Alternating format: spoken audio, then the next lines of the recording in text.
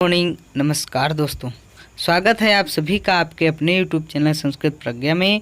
मैं हूं आपका मित्र संतोष कुमार। आज मैं अपने इस वीडियो में कक्षा 10 के विद्यार्थियों के लिए हिंदी साहित्य से गोस्वामी तुलसीदास द्वारा विरचित धनुष भंग नामक पाठ से दोहों को लेकर उपस्थित हुआ हूं। प्रिय विद्यार्थियों, यदि चैनल पर नए हैं तो प्लीज़ चैनल को सब्सक्राइब करके साथ में बेल आइकन को ज़रूर प्रेस कर लें। विद्यार्थियों, दोहा पढ़ने से पहले आइए एक बार प्रसंग देख लेते हैं। प्रसंग उस समय का है जब सीता जी का स्वयंवर होता है और वहाँ एक शर्त रखी जाती है कि शिव के धनुष को जो भी राजा उठाकर उस पर प्रत्यंचा चढ़ाएगा उसी के साथ सीता जी का विवाह होगा।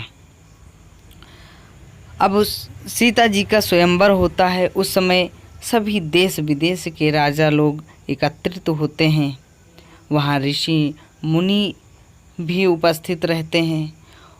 उस समय सभी राजागण बारी बारी से धनुष पर अपनी जोर आजमाइश करते हैं और विफल होकर अपने स्थान पर चुपचाप बैठ जाते हैं। अंत में जब जनक जी उदास हो जाते हैं तब गुरु वशिष्ठ श्री रामचंद्र जी की तरफ इशारा करके धनुष तोड़ने को कहते हैं। उस समय का यह प्रसंग है मित्रों। तो आइए देखिए, पहला दोहा है।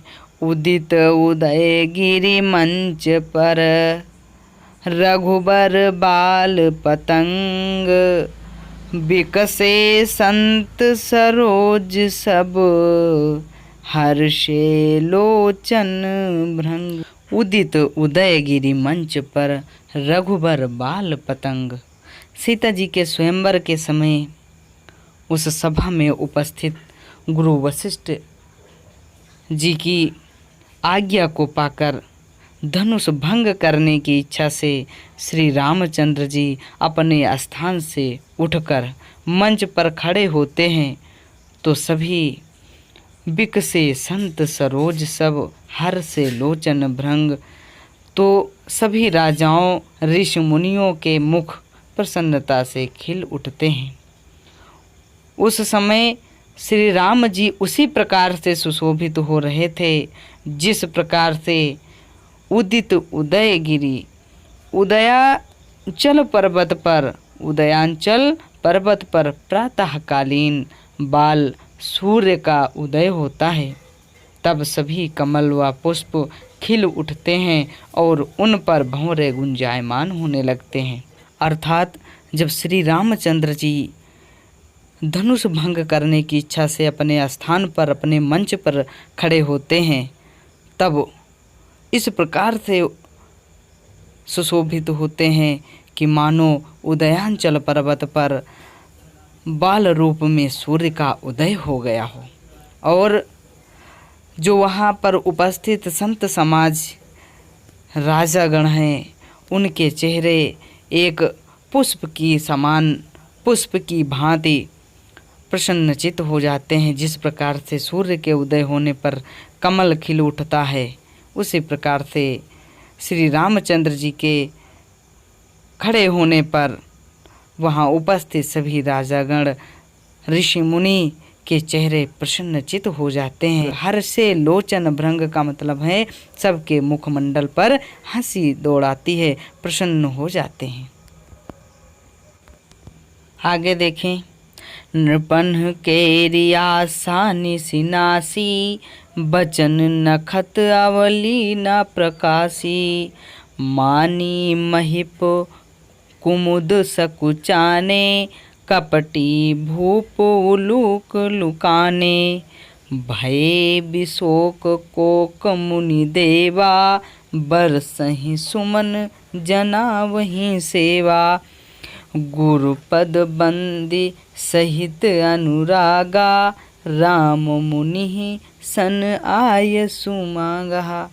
नृपन केरिया सानिस नासी, बचन नखत अवली न प्रकाशी। जब श्री रामचंद्र जी अपने मंच पर खड़े हो जाते हैं तो उस समय सभी राजाओं की जो आशा थी, धनुष भंग करने की इच्छा से जो वहाँ उस सभा में उपस्थित हुए थे, उन सभी राजाओं की आशा नष्ट हो जाती है, आशाएं समाप्त हो जाती हैं। जिस प्रकार से सूर्य के उदय होने पर अंधेरा नष्ट हो जाता है और बचन नखत अवली न प्रकाशी, उनके वचनों की जो पंक्ति थी वह नष्ट हो जाती है। जिस प्रकार से दिन हो जाने पर नक्षत्रों का अस्तित्व समाप्त हो जाता है, उसी प्रकार से आज राजाओं के वचनों की जो पंक्ति थी वह नष्ट हो गई।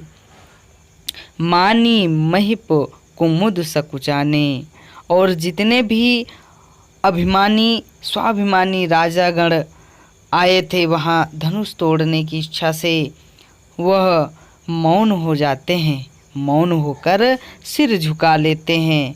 जिस प्रकार से सूर्य के उदय होने पर कुमुदिनी आदि पुष्प मुरझा जाती हैं, उसी प्रकार से आज जब श्री रामचंद्र जी सभा में खड़े हो जाते हैं धनुष तोड़ने की इच्छा से, तो सभी राजागण जो अभिमानी स्वाभिमानी राजागण आए थे वे अपना सिर झुकाकर पुष्प के समान मुरझाकर बैठे रहते हैं। कपटी भूप उलूक लुकाने, जितने भी कपटी राजागण थे वे उल्लू के समान छिपने लगे। जिस प्रकार से सूर्य को देखकर दिन हो जाने पर उल्लू छिपने लगता है, क्योंकि उल्लू को दिन में दिखाई नहीं पड़ता है, तो वह प्रकाश से अंधकार की ओर भागने लगता है। उसी प्रकार से जब श्री रामचंद्र जी खड़े होते हैं तो जितने भी कपटी राजा हैं वे छिपने लगते हैं। भय विशोक कोक मुनि देवा, बरसहि सुमन जना वहीं सेवा। भय विशोक कोक मुनि देवा, श्री रामचंद्र जी को सभा में खड़ा देखकर जितने भी मुनि ऋषि देवता लोग हैं सभी शोक रहित हो जाते हैं। जिस प्रकार से सूर्य को देखकर सूर्य जब उदित हो जाता है तब जो चकवा पक्षी होता है, जिसको श्राप रहता है कि वह चकवी अपनी चकवी से, अपनी प्रियतमा चकवी से रात भर अलग रहता है, वियोग में रहता है, तो वह दिन के हो जाने पर पास पास हो जाते हैं, एक साथ मिल जाते हैं। इसलिए जब सभा में उपस्थित होते हैं, खड़े होते हैं श्री रामचंद्र जी, तब मुनि ऋषि और देवता सभी का शोक दूर हो जाता है। बरसहि सुमन जना वहीं सेवा, और सभी देवता लोग और सभी देवतागण पुष्पों की वर्षा करके अपनी सेवा भक्ति को ज्ञापित कर रहे हैं। गुरुपद बंदी सहित अनुरागा, राम मुनि सन आय सुमांगा। गुरुपद बंदी सहित अनुरागा, सबसे पहले रामचंद्र जी गुरु के चरणों में प्रेम सहित वंदना करते हैं। गुरु वशिष्ठ के चरणों में प्रेम सहित वंदना करते हैं और राम मुनि सन आय सुमांगा, और तथा अन्य मुनियों से भी आशीर्वाद व आज्ञा मांगते हैं। अर्थात सूर्य रूपी श्री रामचंद्र जी के सभा में उपस्थित हो जाने पर अंधकार रूपी राजागण की सभी आशाएं नष्ट हो जाती हैं और बचन नखत अवली न प्रकाशी, जो नक्षत्र रूपी राजाओं के वचन थे वे सभी शांत हो जाते हैं। मानी महिप कुमुद सकुचाने, कुमुदनी रूपी जो स्वाभिमानी राजागण थे वे जिस प्रकार से सूर्य के प्रकाशित होने पर कुमुदनी नामक पुष्प मुरझा जाता है, उसी प्रकार से यार राजागण चुप होकर शांतपूर्वक सिर को झुकाकर लज्जापूर्वक बैठे रहते हैं। कपटी भूप उल्लू को लुकाने, और जितने भी उल्लू के समान कपटी राजा थे वे आज छिपने लगे हैं, इस समय छिप रहे हैं। भये बिशोक कोक मुनि देवा, सभी राजाओं और मुनि ऋषियों का शोक शांत हो गया है, शोक शांत हो गया है, शोक दूर हो गया है। चकवा रूपी जितने भी ऋषि मुनि देवता गण हैं उन सभी का आज शोक दूर हो जाता है, क्योंकि चकवा पक्षी को शाप रहता है कि वह अपनी चकवी से रात भर दूर रहता है और पुनः दिन के उदित हो जाने पर, दिन होने पर वह एक साथ होता है। बरसहि सुमन जनावहि सेवा, सभी ऋषि मुनि देवतागण पुष्पों की वर्षा करते हैं श्री रामचंद्र जी के ऊपर और पुष्पों के द्वारा अपनी सेवा को, सेवा भावना को ज्ञापित करते हैं। सर्वप्रथम श्री रामचंद्र जी गुरु वशिष्ठ के चरणों में वंदना करते हैं, प्रेम सहित वंदना करते हैं और अन्य सभी ऋषि मुनियों से आशीर्वाद व आज्ञा मांगते हैं। प्रिय छात्रों, बस आज इतना ही। फिर अगले दिन आगे के दोहों के साथ उपस्थित होऊंगा, इस आशा के साथ कि हमारा वीडियो आप सभी को समझ में आता होगा और आप सभी परीक्षा में अच्छी प्रकार से व्याख्या को लिख सकेंगे।